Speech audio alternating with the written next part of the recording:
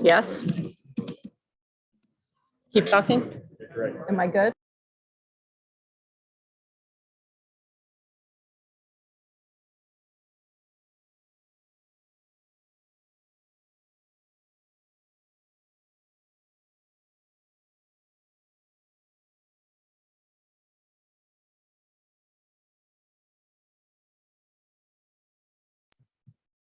How about this, gentlemen? Good? Better?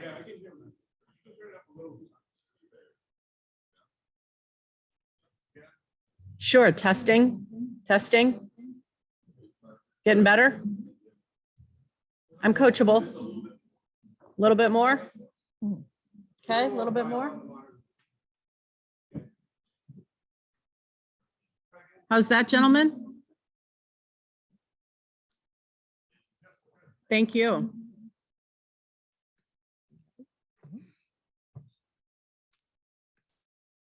Okay, thank you very much. Welcome to today's College Football Playoff National Championship Game Virtual Coaches News Conference. We will begin today's news conference with opening remarks from both coaches, and then we will take questions. We will begin with an opening statement from University of Alabama head coach Nick Saban. Well, first of all, we're very honored to be here. Very proud of what our team has been able to accomplish this year, and would like to thank the College Football Playoff Committee and all the folks that work so hard to make this happen, for giving us an opportunity to do it. I'd also like to congratulate Kirby and his team at Georgia for having an outstanding season and earning their way into the national championship game as well. They've been one of the most consistent, well-coached teams all year long, and it's certainly going to be a great challenge for us to have the opportunity to play them. Our players have done a pretty good job of trying to stay focused on what they need to stay focused on, but I think that's really one of the keys in these kind of games is, can you stay focused on what you need to do to try to execute and play well against a very, very good team. So that'll be the challenge for us as well. Thank you, Coach. We will now hear from University of Georgia head coach Kirby Smart. I'd like to thank the host city of Indianapolis. I think since our arrival, they've been tremendous. I know the people staying with us over in the Westin Hotel have been incredible.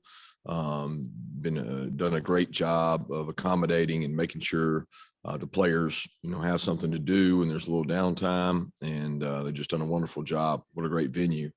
I also like to thank and tell our team and our staff and our entire university what a tremendous job they've done supporting our players, and our players have done a tremendous job buying in. It makes for a long season when you play the extra championship game, semifinal game, and everybody's got to buy into that. And everybody's got to understand the importance of you got to play your best at the end. And that's what we've been trying to do. Also like to congratulate Coach Saban and their team. They've done a tremendous job. We've gotten to see them once already and know how good they are. They really do not have weaknesses across the board. They're playing really, really good football right now, and should be a tremendous challenge for our team tomorrow night. Coach, thank you. We will now transition to the Q&A portion of today's news conference. If you have a question, please use the raise hand function, and we will get to as many as possible. Once you are called on, we will unmute your line in order for you to ask your question. We'll pause for 1 minute. Let us begin with Ralph Russo. Good morning, gentlemen.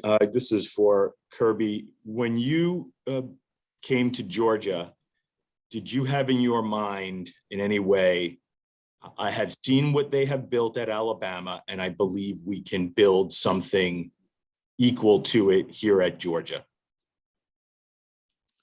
My biggest goal was being successful when I came to Georgia. When you take on your first head coaching job, I was very, very fortunate to work under some, really good head coaches of the likes of Coach Saban, Coach Bowden, Coach Ricks, my father, and a lot of those people impacted me. But as far as the way we organize and run the program, most of that came from my time spent with Coach Saban. There was a year at LSU, there's a year at the Dolphins. You take a lot of things from the places that you come from in your history. That certainly helped shape me as a coach. The goal was to have a successful program. And the state of Georgia and the high school coaches and the support that you get in the state of Georgia for football makes it a very fertile area. And you're always going to have a good recruiting base. And we've been able to have that. And if you recruit well, have good coaches, good development, good strength program, you're going to have a chance at success.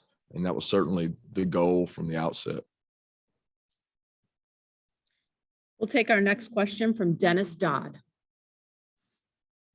Hey, for both coaches, excuse this question, but just, it's only a chance to ask this going in, but I just wondered what both coaches thought of the transfer portal, the future of it, and how it's being used. Coach Saban, let's start with you. Well, to be honest with you, I'm not very focused on the transfer portal right now, but I think the number of players that are in the transfer portal, I think everybody could make their own assessment of whether they think this is a good thing or a bad thing. I personally think that having resiliency, learning how to overcome adversity, doing the kind of things you need to create value for yourself and your future, sometimes difficult, sometimes hard, sometimes doesn't work exactly like you want it to work. But I do think there's benefits to people having to try to work through that. And, so I think now we have sort of I don't know if you want to call it a fad or whatever, but anybody that's a little discontented with the program that they're in, just, get into transfer portal and see what my opportunities would be someplace else. And I don't know that was the intention originally. And I hope it doesn't continue to be that way, but we're going to continue to try to create value for our players, personally, academically, and athletically, so they have a better chance to be more successful in life. And hopefully our players can buy into that, so they won't want to go someplace else. But a lot of this is based on playing time. And when you have 85 guys on scholarship, everybody can't start. Coach Smart. Yeah, much the same. I think it's a hard time to be thinking about it when you're getting ready to play for a national championship. Is certainly the furthest thing from your mind, but it does make you think hard about the kind of kids you recruit and what their beliefs are and what their goals are and how they get there. I think a lot of what you look at when you recruit now is what is the history of the student athlete, and you're trying to put a likelihood of things get tough, because they will get tough. They will get tough in college athletics. Their time demands, practice demands, competitive demands will get tough. How will they respond? And we try to spend a lot of time looking at that, because some of the portal is out of our control in terms of the decisions that players make. We try to be fair and honest with our players, and if they're not ready to play, then we communicate that to them. But each and every player is different, and each situation's different. And it's certainly tough to navigate during this day and age of an early signing period on top of that. Take our next question from Bill Bender.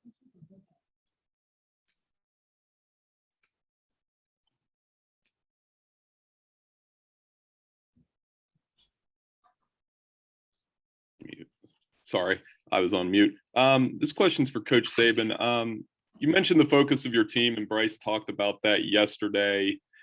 I know the rematch and underdog angles have been talked about a lot. So how has your team used or blocked those angles out ahead of another championship game? Oh, I don't, when you say those angles have been used a lot, used by whom? I think a lot of external people talk about things like that. I think internally, we talk a lot about what do you have to do technically in the game to be able to have success in terms of your ability to execute probably against the best player you played against all year. So that's how you got to prepare, and that's how you got to focus. And that's what you need to be concerned about, because I think once the game starts, 5 minutes into the game, I don't know that anybody's thinking about all this stuff that you all talk about. So they're trying to win their box. They're trying to do what they can do to help their team, both sides of the ball. So we expect that, and that's what our players need to be focused on. We'll go next to Mark Weiser. Kirby, how do you think you've changed as a coach running your program from 2017 when you played Alabama for the national title to now in your sixth season as you have another shot tomorrow night? I don't know. I don't know how much I've changed. It's hard to take a snapshot. I don't remember much about 2017 anymore. It's amazing how fast these years go by and time goes by. I think that I've got a staff of great coaches, and I've got a organization that's full of good leaders, and trust in those people maybe more now than in 2017 when I felt like I needed to micromanage and be over top of everything. Probably now a little more comfortable delegating things out and trusting people to do their jobs, and maybe impart a little bit of their personality into their parts of the organization, and letting them grow within that organization, because a lot of the people in the organization aspire to go and do things, and I want them to be successful because they stopped at Georgia. So that's probably the biggest difference. But the core beliefs and the way we do things, they haven't changed much. We'll go next to Ryan Hennessy. This one's for Coach Saban. Coach, I asked your players yesterday as well. What is your definition of a successful season?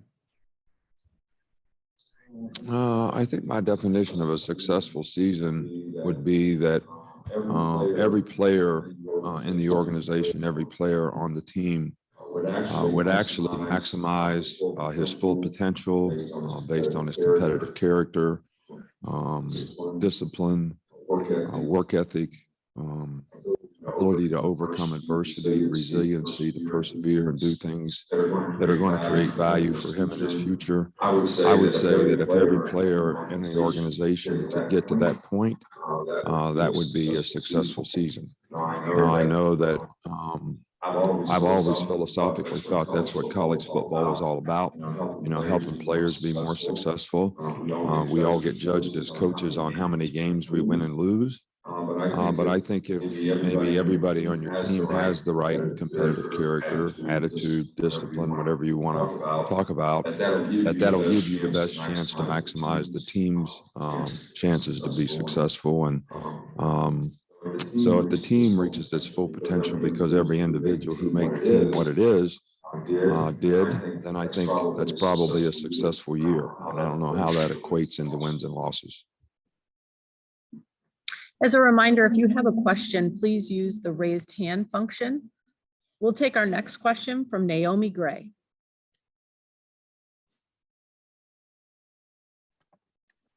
Good morning, coaches. This question is for both of you. Given the history between you guys, although you'll be on opposite sides of the field come Monday, how special is it to be sharing this moment again with one another? Well, I'll go first. It's a great honor to be across from Coach Saban and the tremendous job he's done, but it's probably nothing unusual for him to be in this game, because he's been in this game an awful lot. And I know he doesn't take that for granted, because I know the work and effort he puts into it to get his team here. I've been able to see that. I've been a part of that. I also know the work and effort we've put in to get to this point. It is no easy job to get to this point in the season, through the SEC gauntlet, through the championship game, through the semifinals. It's a tough, rigorous season. So to be in this position is certainly an honor. To be across from Coach, it's a tremendous honor for our team and our organization. But like we've always said, it's not about he and I. It's about the players and their opportunities to go out and be successful and make a lasting memory. Coach Saban. Well, from my standpoint, I think University of Georgia, Kirby's program is probably one of the elite programs, in the country.